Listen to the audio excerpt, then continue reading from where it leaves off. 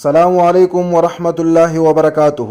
ناظرین کرام، آج ہم تاریخ اسلام کے ایک ایسے کردار کے بارے میں بات کرنے جا رہے ہیں جس کا نام سنتے ہی دل نفرت اور کراہت سے بھر جاتا ہے۔ جی ہاں، ہم بات کریں گے یزیدی لشکر کے اس بدنام زمانے کمانڈر کی جس نے کربلا کے المناک واقعے میں ایک انتہائی ظالمانہ اور مرکزی کردار ادا کیا، شمر بن ذی الجوشن۔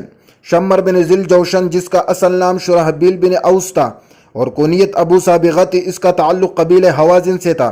حیران کن بات یہ ہے کہ وہ ابتدا میں حضرت علی رضی اللہ عنہ کے ساتھیوں میں سے تھا اور جنگ صفین میں بھی شریک ہوا، لیکن وقت گزرنے کے ساتھ ساتھ اس کے دل میں حضرت علی رضی اللہ عنہ اور ان کے خاندان کے لیے شدید بغض اور دشمنی پیدا ہو گئی۔ یہ عداوت اس قدر بڑی کہ اس نے تاریخ کے ایک خونین ترین باب کو رقم کرنے میں اہم کردار ادا کیا۔ شمر کا کربلا کے واقعے میں کردار انتہائی گھناؤنا اور ظالمانہ تھا۔ آئیے اس کے چند اہم پہلو پر روشنی ڈالتے ہیں۔ کوفہ میں مختلف جب امام حسین علیہ السلام کے سفیر مسلم بن عقیل کوفہ پہنچے تو شمر ان لوگوں میں پیش تھا جنہوں نے لوگوں کو ان کی حمایت کرنے سے روکا اور عبید اللہ ابن زیاد کے لیے حالات سازگار بنائے۔ عمرو بن سعد کو اکسانا کربلا کے میدان میں شمر نے عمرو بن سعد پر دباؤ ڈالا کہ وہ امام حسین رضی اللہ عنہ کے خلاف جنگ کرے۔ کہا جاتا ہے اگر شمر کا دباؤ نہ ہوتا تو شاید عمرو بن سعد کسی حد تک نرم رویہ اختیار کرتے تھے۔ 9 محرم الحرام کے خطوط میں محرم الحرام کو شمر ہی وہ شخص تھا 9 محرم الحرام کو شمر ہی وہ شخص تھا جو عبید اللہ ابن زیاد کا سخت حکم نامہ لے کر کربلا پہنچا، جس میں امام حسین رضی اللہ عنہ سے بیعت یا جنگ کا مطالبہ کیا گیا تھا۔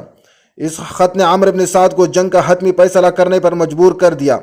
عاشور کا دن تھا۔ شمر یزیدی لشکر کے بائیں بازو کا کمانڈر تھا۔ اس نے اپنے پوج کو امام حسین رضی اللہ عنہ اور ان کے ساتھیوں پر بے دریغ حملہ کرنے کی ترغیب دی تھی۔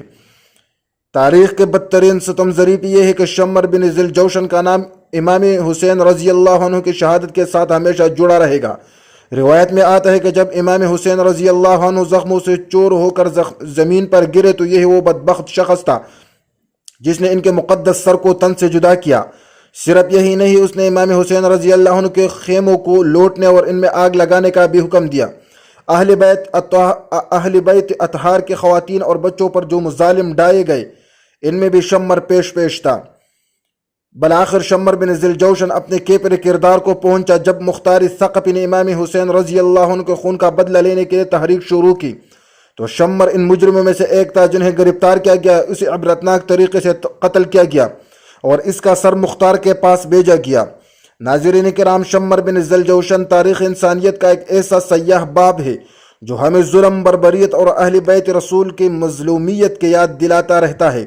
اس کا کردار رہتے دنیا تک ان تمام لوگوں کے لیے عبرت کا نشان رہے گا جو حق و انصاف کے راستے سے بھٹک کر ظلم و ستم کا بازار گرم کرتے ہیں۔